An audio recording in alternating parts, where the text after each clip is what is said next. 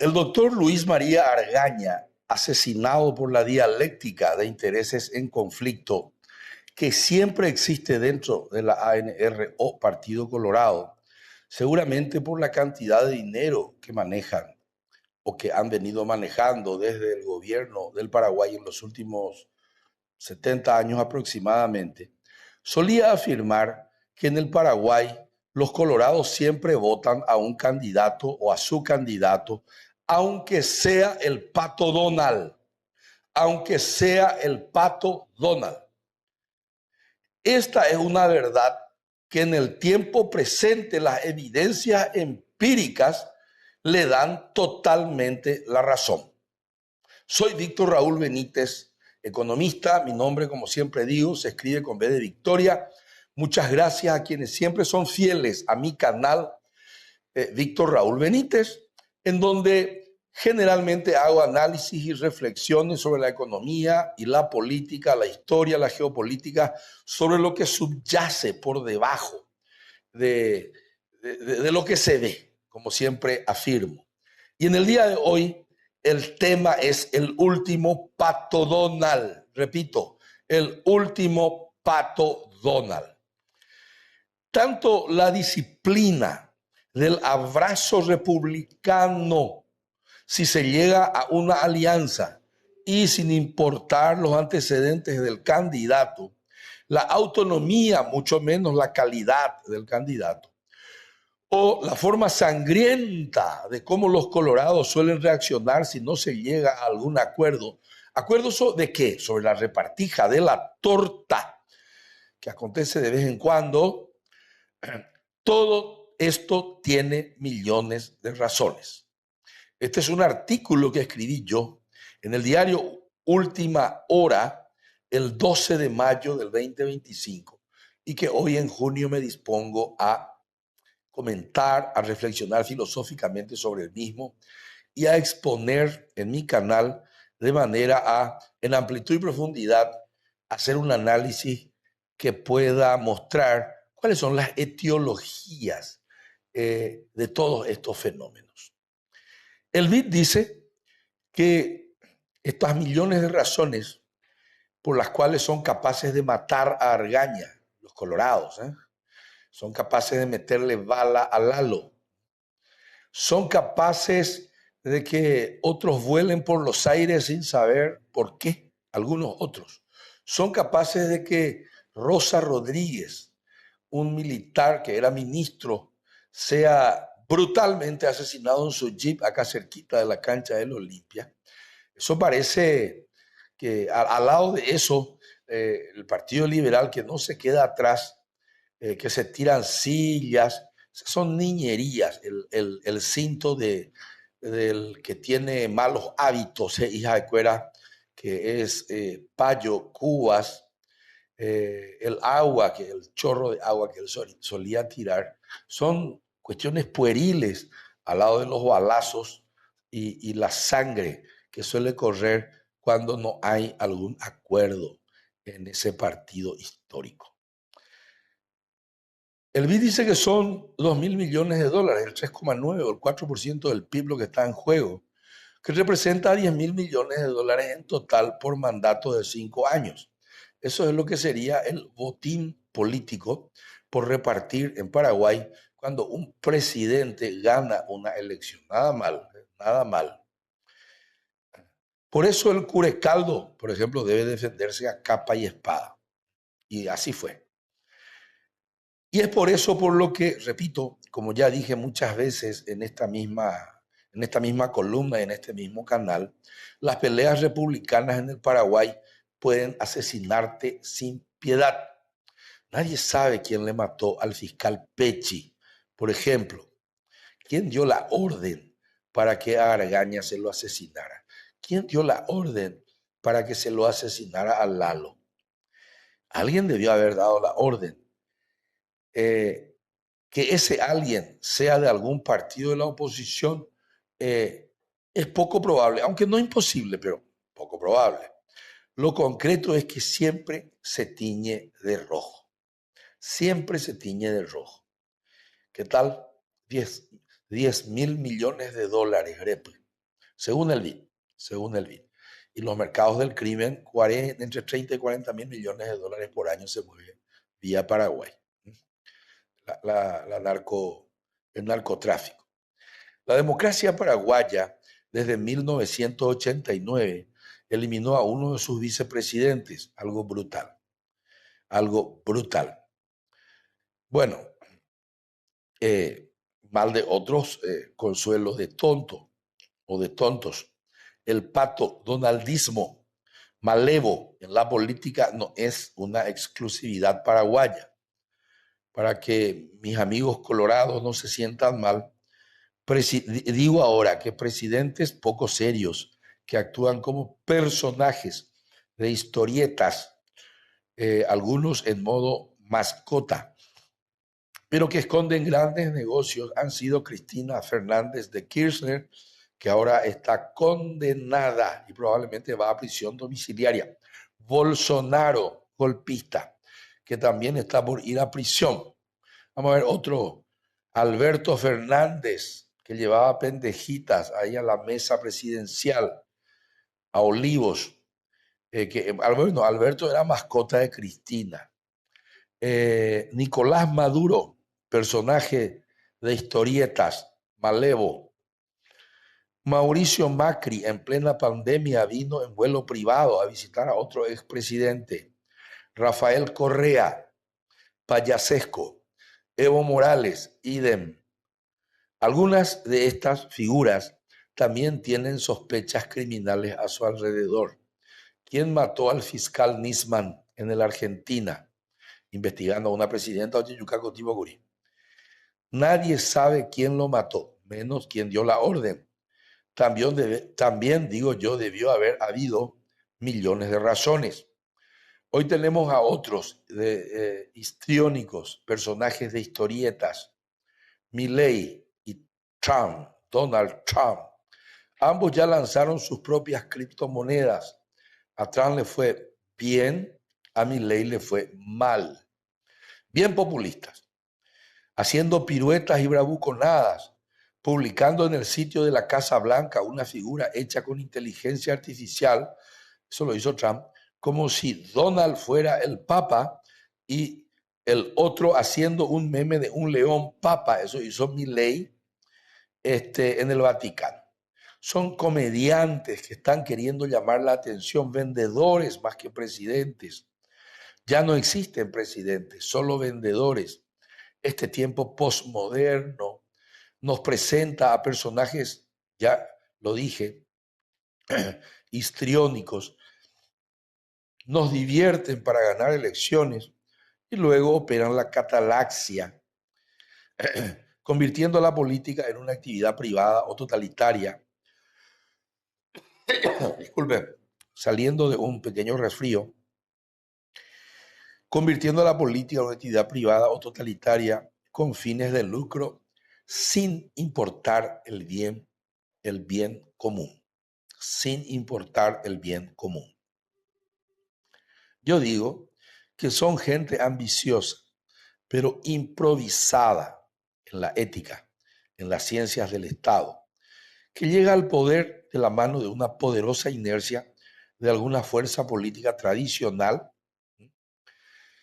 o por representar a algún personaje heterodoxo que capta los votos de la gente en un momento dado, en especial en aquel en el que una generación percibe que ya no va a superar a aquella generación de sus padres que le precedió. Entonces, esa generación opioí yaguare, chuta o pau da barraca y la rampa. Váyase todo al carajo. Toula payocúas es el peligro. Los paraguayos tranquilamente pueden hacer que eso pase. Y sigo. Entonces una generación va viendo que le va yendo de mal en peor, entonces vota la promesa atolondrada. Ya pasó con Hitler, ganó las elecciones, no se olviden. Nada nuevo bajo el sol. Hoy es casi imposible que un millennial alfa o alfa o beta, o Z, perdón, centennial, se compre una casa o departamento en Paraguay. Yo creo que es imposible. Que pueda comprometerse a ganar lo suficiente como para sostener una familia. En fin, que pueda mantenerse a sí mismo y a su prole con relativa suficiencia, como lo hacíamos los baby boomers, los de la generación X y otros etcétera del pasado. Ahí aparecen los populistas, cuando un joven dice, o me suicido, o me voy del país, o pateo todo y que venga un autoritario. Aparece el populista, aparecen los narcopolíticos y prometen la redención. Por eso siempre les digo a mis amigos ricos, cuidado que algún día tu nieta se va a casar con el nieto de un narco en el club más chuchi de Asunción sobre la avenida Mariscal López. O ahí en ese local chuchi que está cerca de la casa del actual presidente, en San Bernardino, ahí en La Punta, conocen ese lugar, o en algún barrio cerrado de San Bernardino, aquí cerca de Surubí, o cerca de en Encarnación, en San Juan del Paraná, en Upamahina. Y entonces, le digo a mis amigos ricos, se van a lamentar, pendemandu, a que nacer, le digo. Pues ya ni invita a Seba y hacer más para la narco, cuyo nieto se casa con tu hija y vos ya entras también allí en la familia de narcos. O cuando un narco construya su pista de aterrizaje sin pedirte permiso o prometiéndote una protección informal por fuera de las fuerzas del Estado en tu estancia. Me mandó a mí que no haga xereje, le dije, porque se lo avisa por curi. Vengo de financiar Jarebotacuri por esa lapicera, por las wallets digitales que manejan hoy al país. El que tenga oídos que oiga. La sociedad humana se funda sobre la represión colectiva de nuestros instintos más elementales. Entro ya en la filosofía política. Eso es vivir en comunidad pensando en el futuro. Como dicen los biólogos evolucionistas, uno siempre hace una inversión parental en la perspectiva hobbesiana de Thomas Hobbes, el que contractualista, el que dijo el hombre es lo del hombre. ¿Qué dice? Vivíamos, dice la perspectiva hobbesiana, la mayor parte de nuestra historia en pequeños bandos que podían ser armoniosos principalmente porque tenían un interés común por la sobrevivencia de su prole. Hoy ustedes, ricos del Paraguay, que se están manchando su sangre y están manchando su ADN con la mafia, no están haciendo ninguna inversión parental saludable y no están, les chupa un huevo su prole, ¿verdad? Les pasa por los cigotos el futuro de vuestros hijos y el futuro de vuestra prole. Elegantemente añepe Mejina. Pero mismo en esos bandos prehistóricos, según Hobbes, nadie se orientaba por la igualdad y la libertad. Pero había siempre en esas tribus algún macho alfa en posición de liderazgo. Y la jerarquía y la dominación y la actuación descarada en nombre de sus propios intereses siempre fueron la base de la sociedad humana. Luego, conscientes de eso, simplemente la humanidad fue aprendiendo que en términos colectivos más valía dar prioridad a nuestros intereses de largo plazo antes que a nuestros instintos de corto plazo. Atender lo que nos enseña Hobbes. Y a nosotros los paraguayos nos chupa un huevo el mediano plazo y menos el largo plazo. Somos capaces de regalarle a nuestras hijas. Es más, sé que algunos hasta le molestan y le acosan a sus hijas y ocupaban cargos en el gobierno. Supuestamente algunos les acosaban a sus hijas y ocupaban cargos del gobierno. Me hace mal. Ya dije eso. En la historia humana, dice Hobbes, es entonces cuando aparece el Estado con sus leyes que nos obliguen a limitar la acción de acuerdo con nuestros peores impulsos. Estos seres que vivían casi como trogloditas podían sosegar sus peores impulsos. Pero hoy en el Paraguay, gente con diploma no puede sosegar sus peores impulsos. Y nos dice que llevándonos hacia áreas socialmente útiles. Hacían estos tipos que vivían en las cavernas, como la economía que nos dé de comer a todos y refrenarlos en otras partes. Estos tipos que vivían en las cavernas, dice Jóvenes, eran capaces de decir a una lomita, ya carupanaena entero vetea, jaupeña en el Perú, ya exportar la excedente. No, a mí ya exporta para la dicotomía, jala oíramos la excedente ya caro. Gente hambrienta, en los semáforos, sin salud, sin educación. Y hago esta pregunta, ¿qué tiene más valor hoy en el Paraguay? ¿Una casa mansión a toda bala en San Bernardino? ¿O cumplir con las 20.000 casas por año prometidas en campaña por el señor presidente, que no se están entregando? 6.000 nomás entregó en el 2024. No se están entregando en su totalidad a la gente empobrecida. ¿Qué es más importante? O que funcione el Cero Gaporá, que es un fracaso en el acceso al crédito, porque según el mismo ministro del MU, la gente está sobreendeudada y en Inforcom no les alcanza a la gente los antecedentes que tiene como para acceder al Cero Gaporá o Inforcom Pelomita.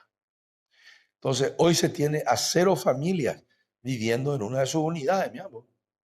Creo que se aprobaron en el crédito, pero todavía ni una casa no se entregó. Estamos en junio 2025. ¿Qué es más importante para el Paraguay? O mejorar la productividad de las industrias de ladrillo de Tomatí, pasando de la leña a la hidroenergía.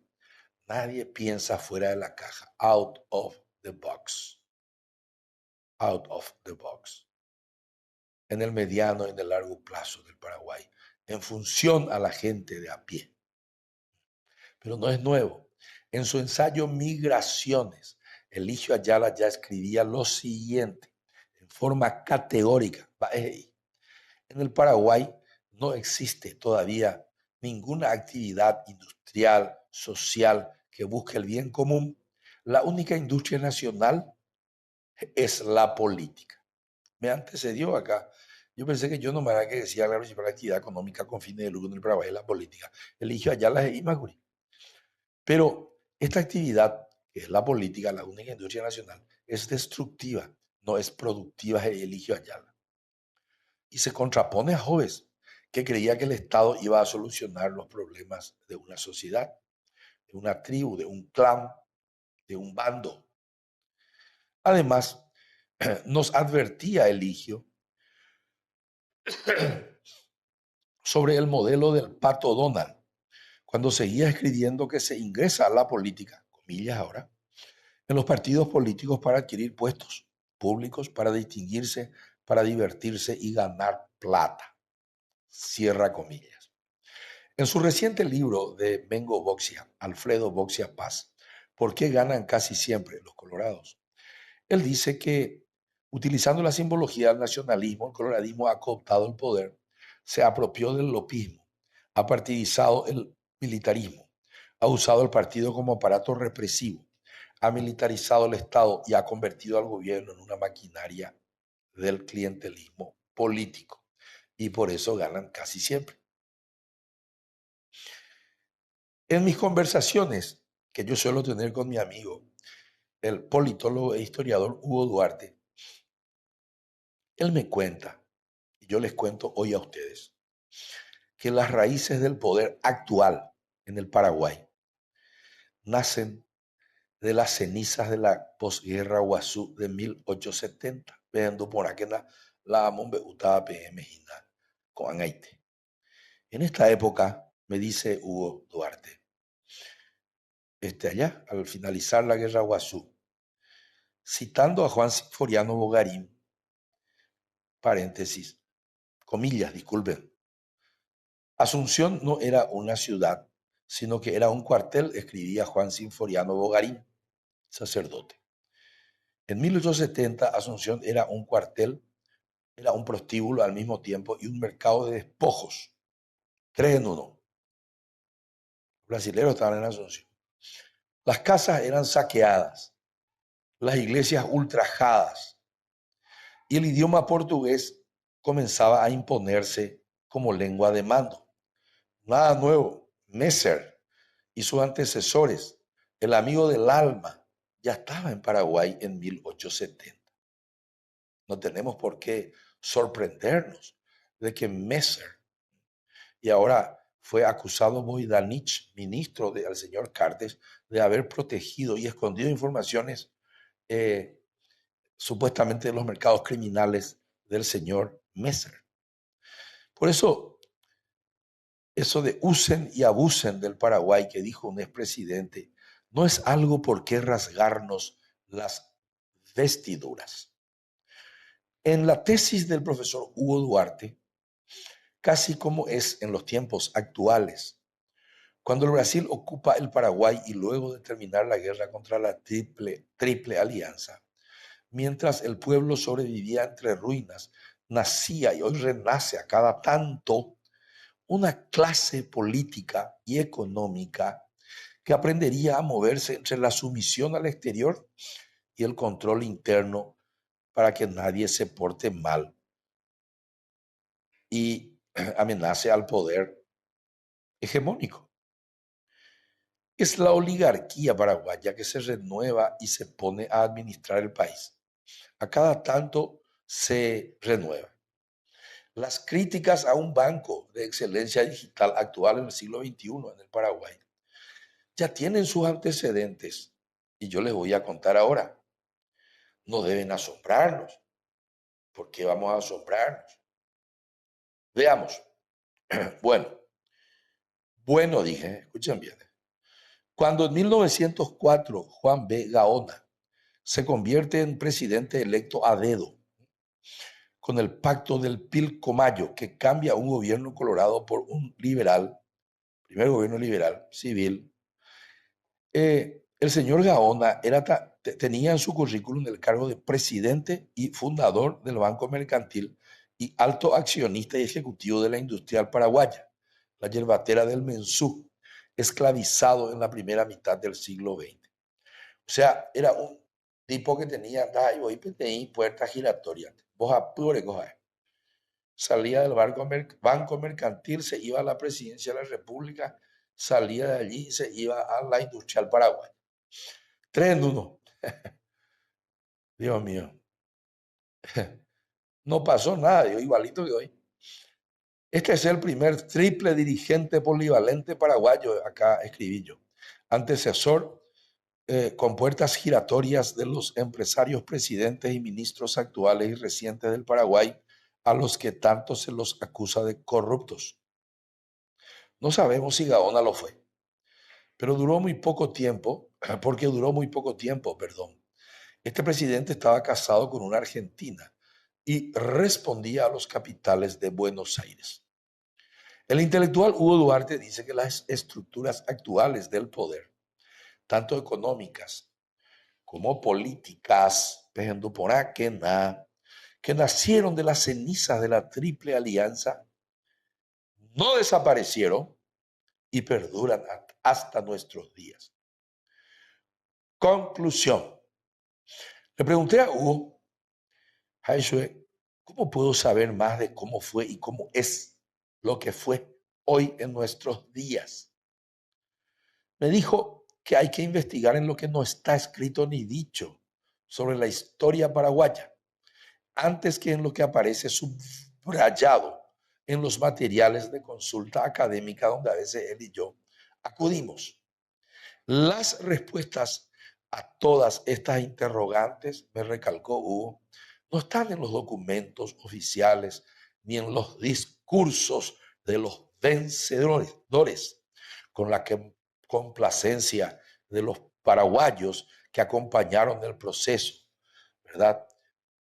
Todo lo que queremos saber está en los silencios de la posguerra. Muy triste. Me entristece saber esto. Mi reflexión final es que el doctor Argaña tenía razón. Un día lo mataron antes de que él llegue al poder. Le hicieron trampa.